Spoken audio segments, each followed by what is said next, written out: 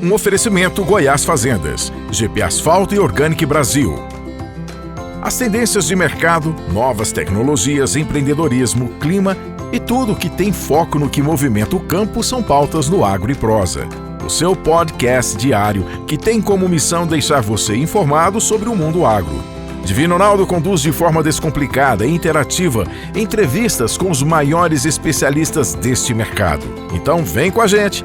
Está começando mais um episódio do Agro e Prosa Podcast.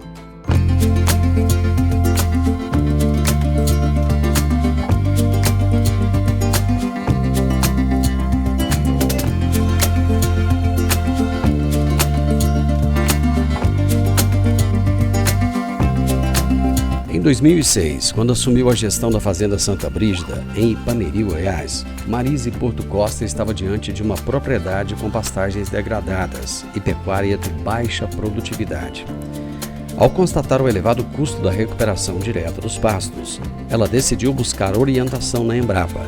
Foi assim que conheceu os Sistemas de Integração Lavoura Pecuária Floresta, ILPF. A rede LPF realizou o Dia de Campo Santa Brígida, em Caldas Novas, com homenagens aos ex-ministros da Agricultura e Pecuária Alisson Paulinelli e fundador da Embrapa, Eliseu Alves. Participaram o atual presidente da Embrapa, Celso Moretti, membros da diretoria da rede LPF e convidados. O Agro e Prosa esteve presente e conversamos com membros da rede e apoiadores do projeto. Estou com a Isabel Ferreira, diretora executiva da rede ILPF. Isabel, o que é essa rede ILPF? Muito prazer estar aqui com você. Rede ILPF é uma paixão de todo mundo que faz parte dela. É uma parceria público-privada. A gente tem empresas privadas e a Embrapa que tem um só objetivo: ampliar a adoção de ILPF no país. Então a rede existe para financiar projetos da Embrapa, mas também a gente tem nossos projetos próprios para poder aumentar essa adoção de ILPF no Brasil todo. E como é que está essa adoção? Como é que está a aceitação por parte dos produtores? Hoje a gente tem 17,4 milhões de hectares de ILPF no país. Nossa meta é 35 milhões de hectares até 2030, então a gente tem um caminho longo pela frente, mas a gente acredita que a gente é capaz de chegar nessa marca. Para a gente ter uma noção, o Plano ABC+, ele quer 10 milhões de hectares a mais de ILPF. A gente quer chegar aos 35 milhões de hectares até 2030. E a gente vê alguns gargalos na adoção pelo produtor. O primeiro deles é capacitação sempre, então a gente está trabalhando por uma capacitação, seja híbrida ou seja somente presencial. A gente tem curso EAD, a gente tem curso presencial também. A gente está pensando também em instrumentos financeiros que ajudem a implementação desse sistema, além de certificações, modos de rastreabilidade, tudo isso para ajudar o produtor a implementar o sistema. Mas ainda existe, assim, uma certa resistência por parte dos produtores, né?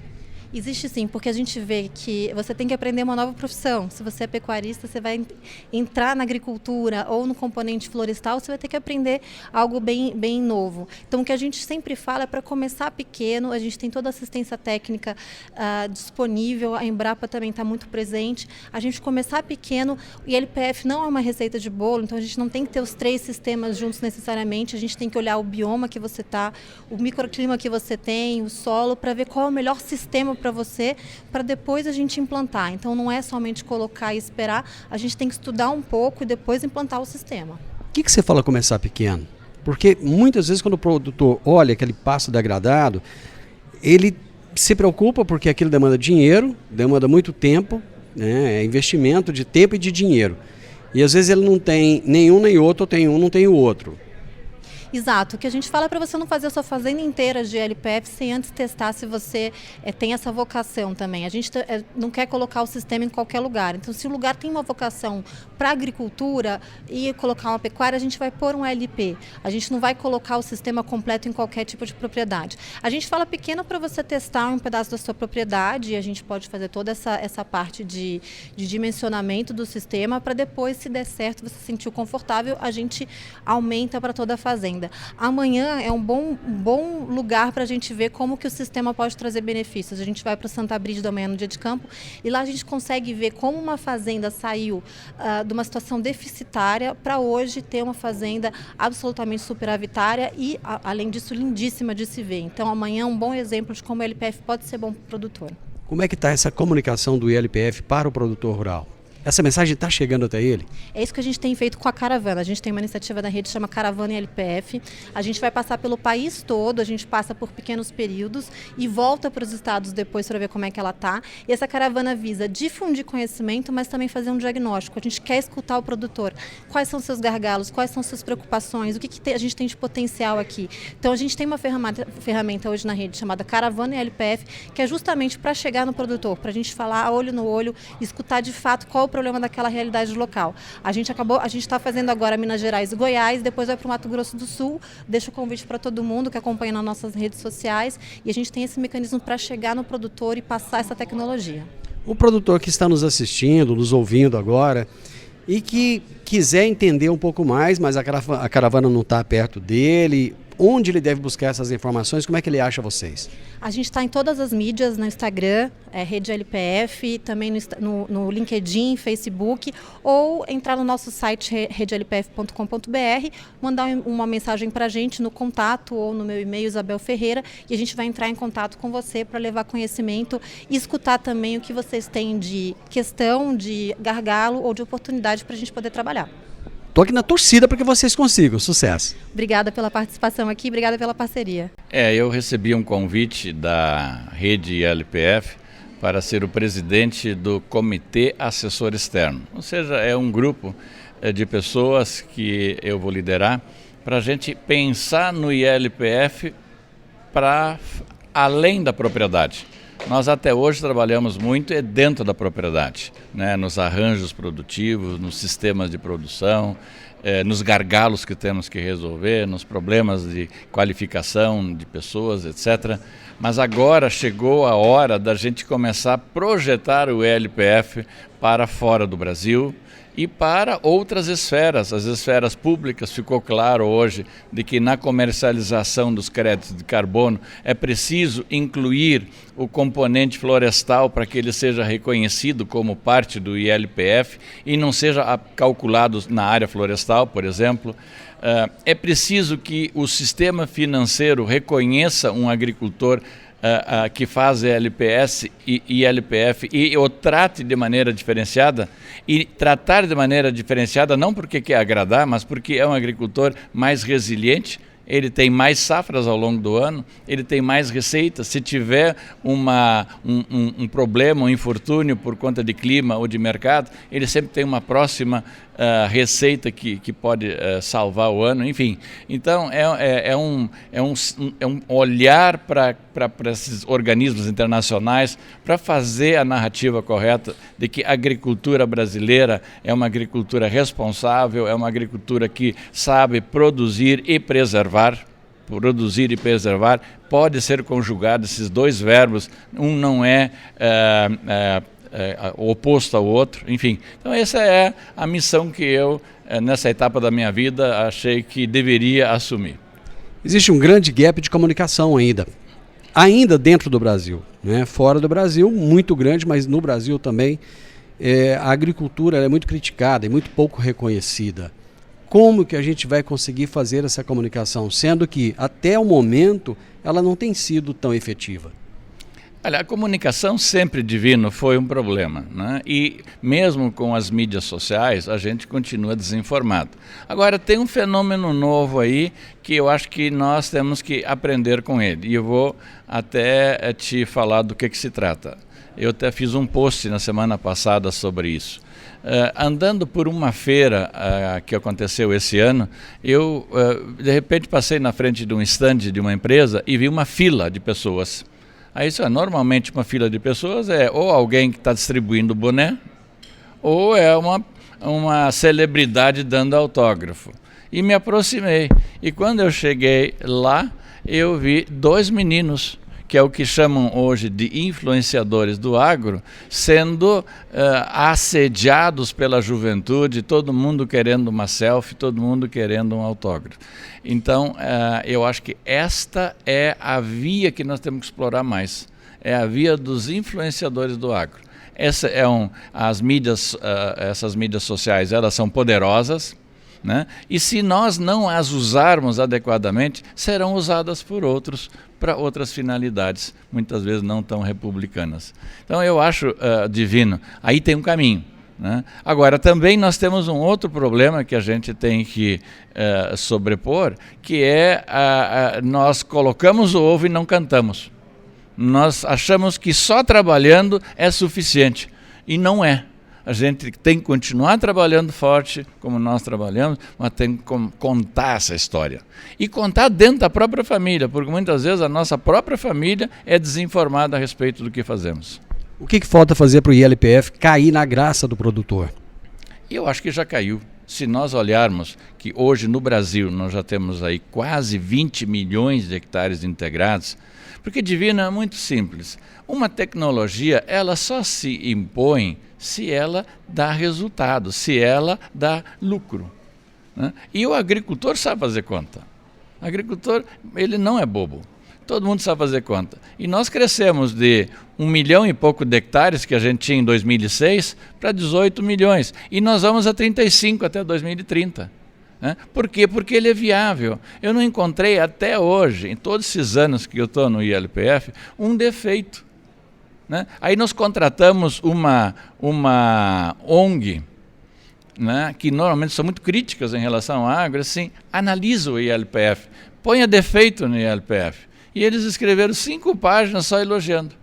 Porque ele é bom do ponto de vista social, ele cria mais emprego, ele é bom do ponto de vista ambiental, porque ele preserva a natureza, você tira mais na mesma área, você tem a primeira safra, a segunda safra, bota o boi, bota o eucalipto, tudo na mesma área, você não precisa comprar área para expandir, é possível fazer crescimento vertical, e ele é bom do ponto de vista econômico, porque ele traz essa resiliência. Se você tem um insucesso por falta de chuva, rapidamente tem a oportunidade de se recuperar com uma segunda cultura ou uma terceira cultura ainda. Isso que nós não botamos ainda a irrigação no sistema, porque a hora que colocar a irrigação no sistema tem 3 grãos dentro de um ano de 12 meses.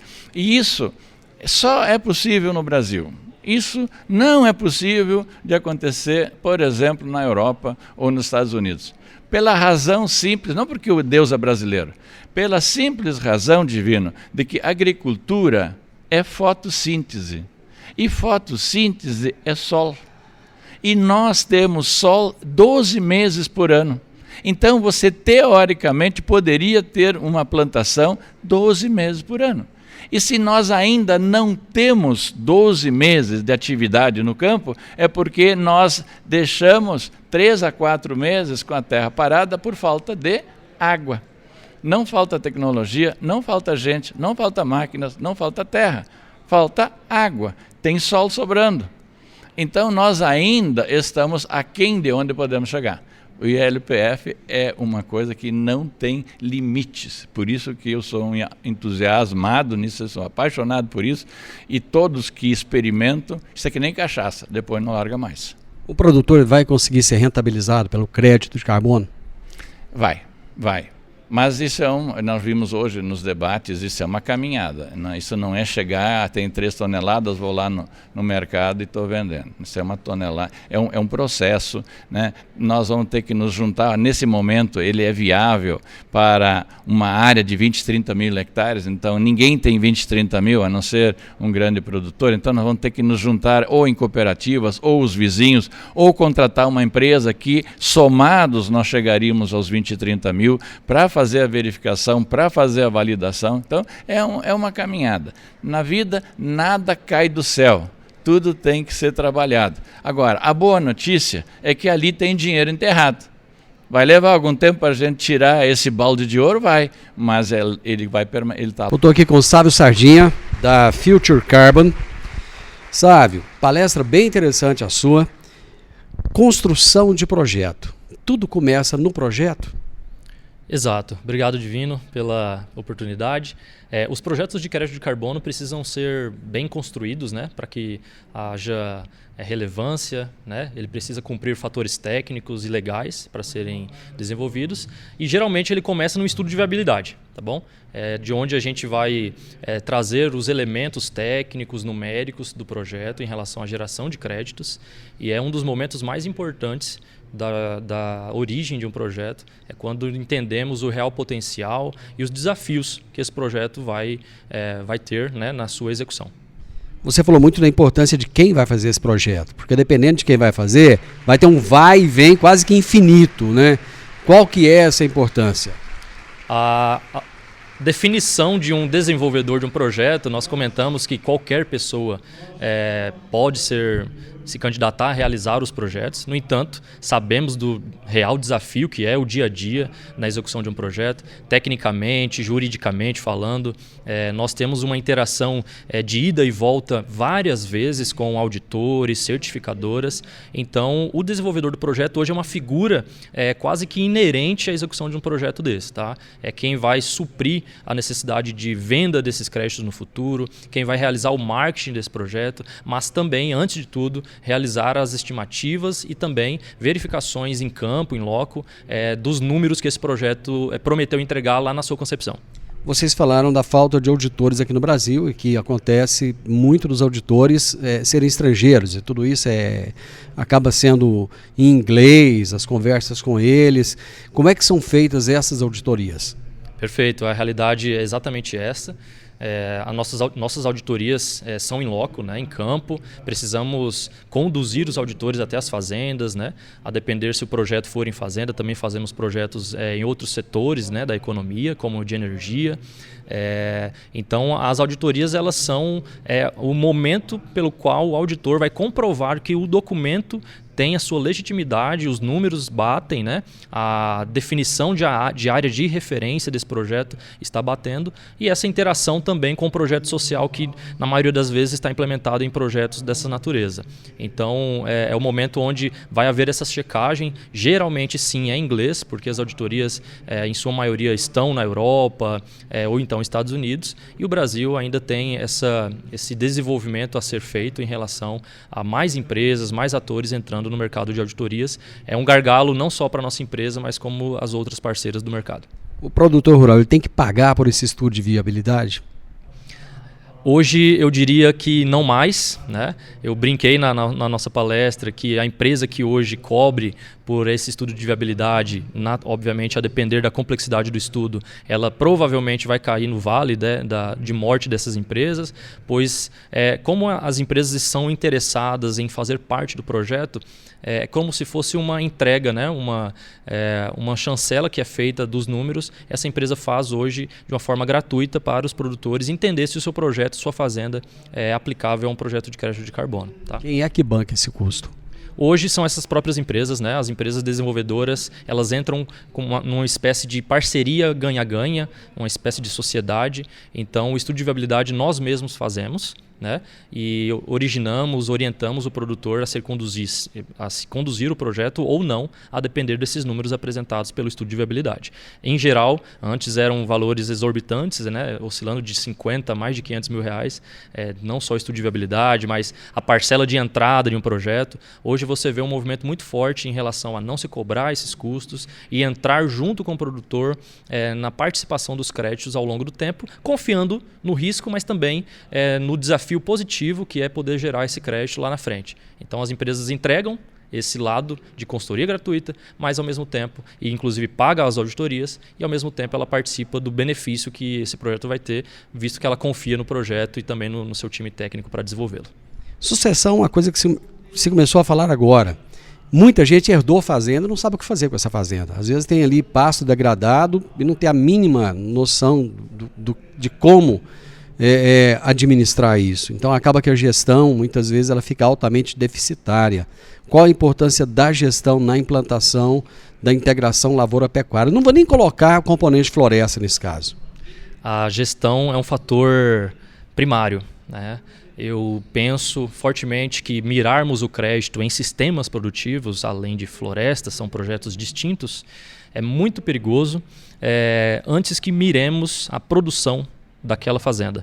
Então, uma gestão que se preocupa em manter a qualidade da sua área ou até seus riscos de invasão, queimada, ela tem naturalmente um ponto extra na nossa definição se é um parceiro positivo ou negativo para um projeto como esse. Então, a gestão ela vem como um ambiente fértil para o projeto ser bem sucedido, depois, se entrarmos com um projeto de alto nível de complexidade, como é o de crédito de carbono, em uma fazenda que a gestão também é muito deficitária, às vezes inexistentes, para nós, do lado como desenvolvedor, fica um lado um pouco desbalanceado. Então, nós sempre estamos priorizando fazendas que tenham a visão de mudança, que estejam fazendo sua gestão, mesmo que inicial, mas que tenham uma prospecção, né, de evolução ao longo desse tempo, porque a gente sabe que vai ser muito mais confortável, não só para ele, mas quanto para nós, levarmos esse projeto adiante. Então a gestão, eu diria que precisamos começar por ela, né? Desde o detalhe da cerca, do acero, da brigada de incêndio, pode ser um caminhão, né, que salva ali do incêndio a qualquer momento, alguma oportunidade. Então, para nós, esses fatores também pesam na definição. Obviamente, não queremos complexificar a decisão, mas é importante termos essa confiança dos dois lados. O produtor, obviamente, precisa ser ciente de que não só a empresa, não só o produtor, né, tem as suas demandas, a empresa parceira também tem, até porque, como eu comentei na anterior pergunta, nós também investimos no projeto. Então, eu preciso que esse retorno de investimento aconteça. Tá?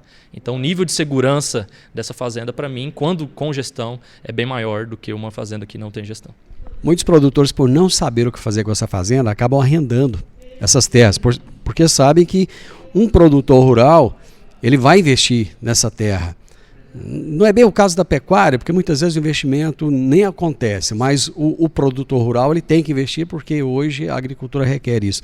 Você acha que o arrendamento ele acaba de alguma forma ajudando nesse processo de já começar a se perceber o valor da terra e a importância de se olhar para isso com olhos diferentes? O arrendamento é um ponto de muita dúvida, né, dos nossos projetos, quando temos a oportunidade de avaliar fazendas que possuam o tipo de contrato em execução, né, os de arrendamento, e geralmente a dúvida está onde? Quem é dono de um crédito caso fosse gerado nessa fazenda? É o arrendatário ou quem está arrendando essa fazenda? Né? Então, no caso, o produtor pode ficar tranquilo, né, esse é um ponto, a depender do seu contrato de arrendamento. Se existe na natureza do contrato cláusulas que tornam possível o uso, exploração financeira dessa floresta por parte do arrendatário, eu não diria infelizmente, mas nesse caso o arrendatário tem direito aos créditos. Quando não, e geralmente essas cláusulas não estão sendo lavradas nos contratos, o crédito naturalmente é do proprietário dos documentos legítimos da área, CAR, CIGEF, né, CCIR e matrícula. Então, o produtor que é dono desse crédito. O que está acontecendo bastante é um acordo entre as partes para se fazer o crédito na fazenda do produtor, né? Só que o arrendatário, por também ter sua parcela de proteção da área, porque ele está produzindo, ele está cuidando daquela fazenda, porque o interesse é que não se perca uma área por queimada, então ele tem total dedicação na proteção, é que a gente divida esses créditos entre as partes. Tá? Então, não é um problema, só que precisamos avaliar o contrato de arrendamento dessa área para entender como a gente vai fazer a divisão desses créditos. Fala-se muito da necessidade da melhora da nossa pecuária, assim como aconteceu na agricultura, a tal da pecuária 4.0. Você acha que a integração ela pode ajudar a acelerar esse processo? Com certeza, é um dos elementos, atributos que as metodologias preconizam para ser possível eleger esses projetos. A pecuária precisa estar mirando em tratar cultura como cultura e gado como gado e, por isso, né, investir em melhorias na sua produção. O fator integração também agrega, junto a solo, por exemplo, os incrementos de carbono em solo, né, bem como também aumenta-se produção não só de forrageiras, como também de arroba de animal. Então, um dos caminhos mais promissores, pensando em crédito de carbono para sistemas de uso de solo, né, que seria a agricultura ou pecuária nesse caso. Muito obrigado e sucesso nesse processo de comunicação. Perfeito, muito obrigado, eu que agradeço. Bom evento para a gente, espero que daqui saiam bons frutos e parabéns pela iniciativa aqui junto com a Rede LPF. Essa comunicação, né, ao mercado certamente é de um valor inestimável para a gente que está no agro. Geralmente é uma das dores do agro não se comunicar bem, em especial para fora. Então, seu papel aqui eu tenho que ser justo e louvá-lo. Obrigado. Eu estou com o Roberto França, que é diretor de agronegócio do Bradesco. Roberto, o que o Bradesco está fazendo num evento de integração lavoura, pecuária, floresta? Bom, o Bradesco está, enfim, como um grande apoiador do agronegócio brasileiro, só assim, ratificando que a gente é o maior banco privado financiando a cadeia do agronegócio. Nós financiamos pequenos produtores, médios, grandes, a cadeia da agroindústria e até as grandes empresas do agronegócio. Então a gente está inserido dentro do agronegócio, financiando o agronegócio, e há coisa de 5, 6 anos atrás, conhecendo o projeto da rede ILPF, conhecendo o projeto ILPF que a Embrapa estava desenvolvendo e a intenção da Embrapa de construir uma associação, a gente ficou, assim, entende que é um projeto que aumenta a renda do produtor rural, ele consegue agregar mais atividade na propriedade dele, com isso ele gera mais renda, enfim, ele na verdade melhora a produtividade e vira mais sustentável. Então nós temos que estar dentro de um projeto, né, estruturado pela Embrapa, uma empresa de muita reputação. A Embrapa tem muita reputação no Brasil. Então a gente entendeu que era o momento certo da gente se posicionar, por ser apoiador do agronegócio e por entender que o agronegócio e sustentabilidade caminham juntos. Conversando com alguns produtores, eu percebi que parece que existe uma certa dificuldade de se conseguir crédito para essa coisa mais verde, né? Essa coisa mais sustentável. Como que o Bradesco entra nisso? De que maneira que o produtor pode buscar essas linhas junto a vocês? E se isso é mais acessível? Bom, nós temos um portfólio completo para financiar o agronegócio. Seja produtor na atividade regular dele, plantando ou tendo a pecuária, enfim, ele demanda recursos para custeio. Então a gente tem os recursos para financiar o custeio para a Pronaf, para a Pronamp, para grandes produtores, enfim, para qualquer atividade. Além dos recursos de custeio, que são recursos mais de curto prazo, a gente tem linhas, que é a cédula do produtor rural, que é uma CPR, é um título do agronegócio e ela é muito mais flexível em prazo. Então a gente financia de 3 a 5 anos. Esse recurso pode ser feito para investir numa área degradada, para ampliação da área produtiva do nosso cliente, produtor rural, enfim.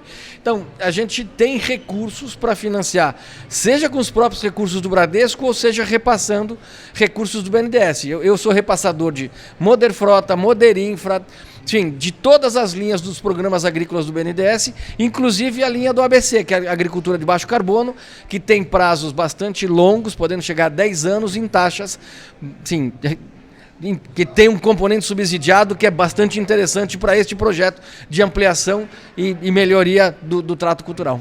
E tem verba suficiente de acordo com a demanda? Os recursos de CPR, que são recursos da tesouraria do Bradesco, são ilimitados. Então eu posso atender 10 mil, 100 mil, enfim, qualquer valor até 5 milhões, 10 milhões de reais. Então eu posso financiar qualquer valor para o nosso cliente. Esta linha ela não tem um componente de subsídio, é custo de mercado.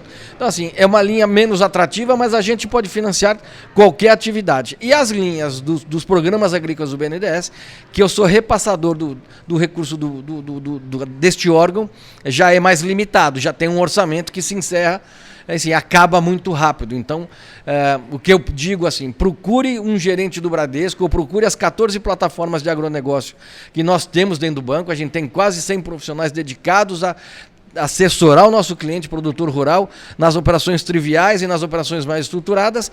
E esses recursos da agricultura de baixo carbono, a gente está pronto para poder assessorar, para que ele acesse esse recurso agora na abertura do Plano Safra, que vai vir aí em julho de 2023. Nós estamos no período das grandes feiras agora, né? Na próxima segunda-feira começa a Tecnoshow comigo. Vocês estarão presentes lá?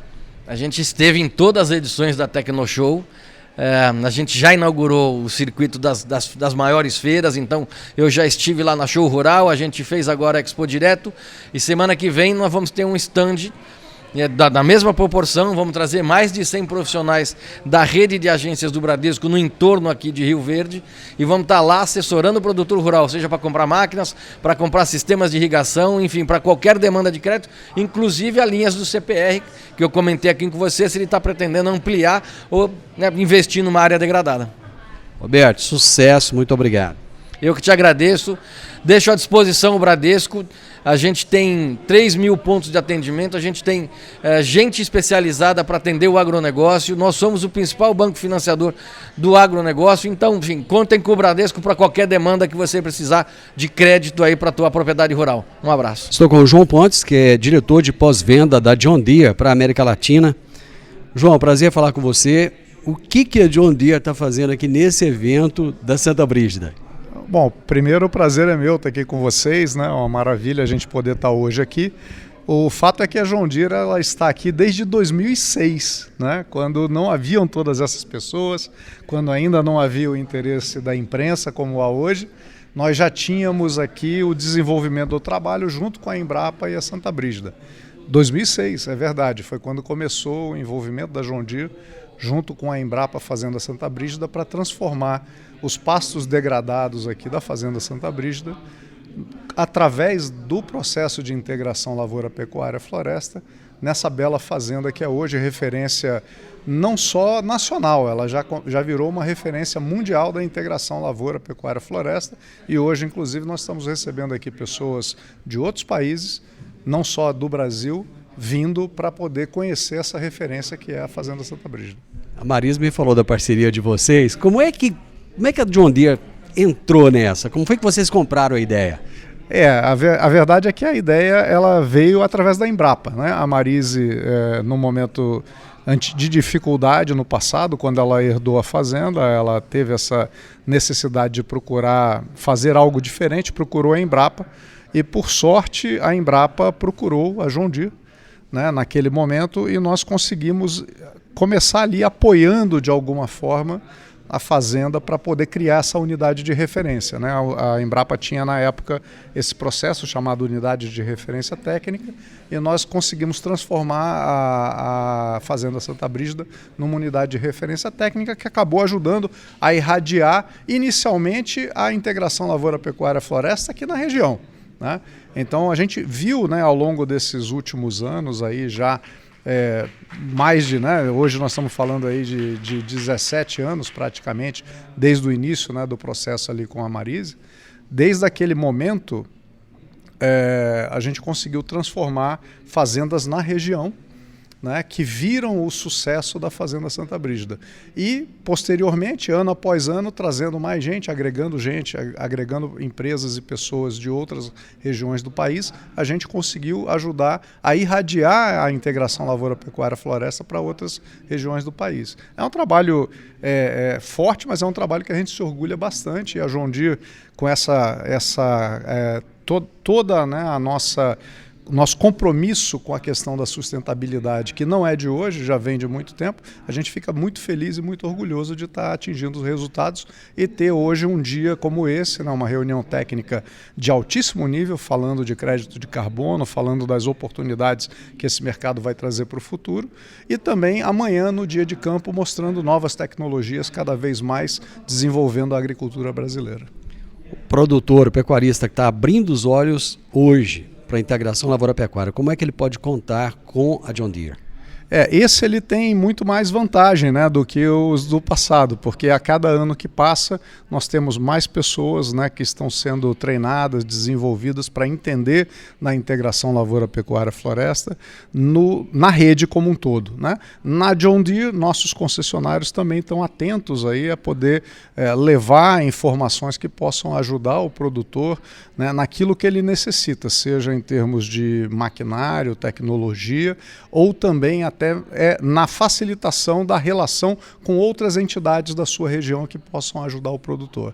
É muito importante que o produtor busque realmente conhecimento para iniciar esse processo de uma forma correta. Esse processo ele traz muito resultado para o produtor. Você pode intensificar muito a sua produção, você pode conseguir uma rentabilidade muito maior do que você tem hoje, mas é muito importante que você faça bem feito. Então procure assistência na sua região, procure o concessionário John Deere na sua região, porque ele vai poder ou ajudar diretamente ou facilitar nesse conhecimento.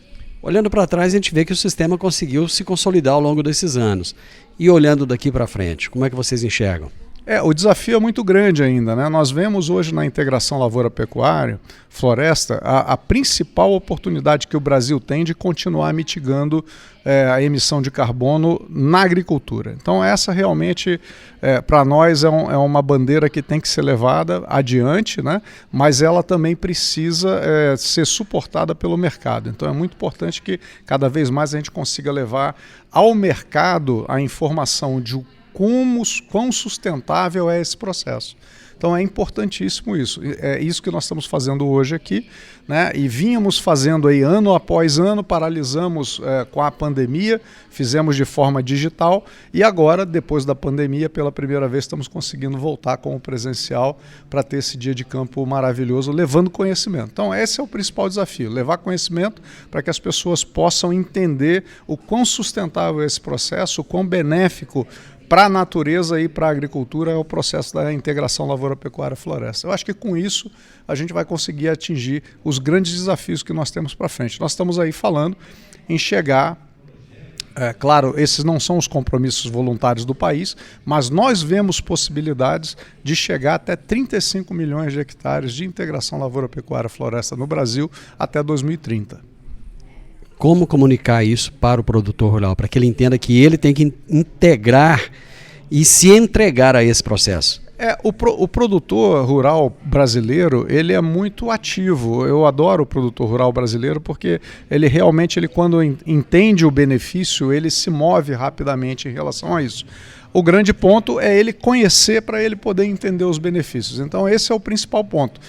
Vocês da imprensa, nós da indústria, a Embrapa, as outras agências, os governos estaduais, né, federais, municipais, todos deveriam estar apoiando o produtor na visão dessa transformação da integração lavoura-pecuária-floresta. O produtor, ao entender o benefício que traz para ele, seja em rentabilidade, sustentabilidade e produtividade, ele rapidamente vira a ficha e começa a investir. Você é diretor de pós-venda para a América Latina, então você tem contato com outros produtores de países vizinhos nossos. Como é que está o nosso produtor comparado com esses produtores nossos, principalmente os nossos, eu não diria nem concorrentes, mas Argentina, Paraguai, por exemplo? Isso, não são concorrentes, são países vizinhos, né? Isso é muito interessante. O produtor brasileiro, ele tem vantagens competitivas muito importantes, né? Nós temos problemas, obviamente, como qualquer país tem seus problemas, mas nós temos vantagens competitivas muito importantes, principalmente do ponto de vista climático, né? Então, nós precisamos usar isso a nosso favor. E a integração, ela usa isso a nosso favor. Ela permite que você produza numa janela maior durante o ano. Essa é a grande vantagem da integração, né? E produzir de forma sustentável. Não é produzir degradando a natureza, é produzir ajudando a natureza. Isso é muito positivo. E aí, em relação a outros países têm um pouco mais de dificuldade, mas eles não vão ficar para trás.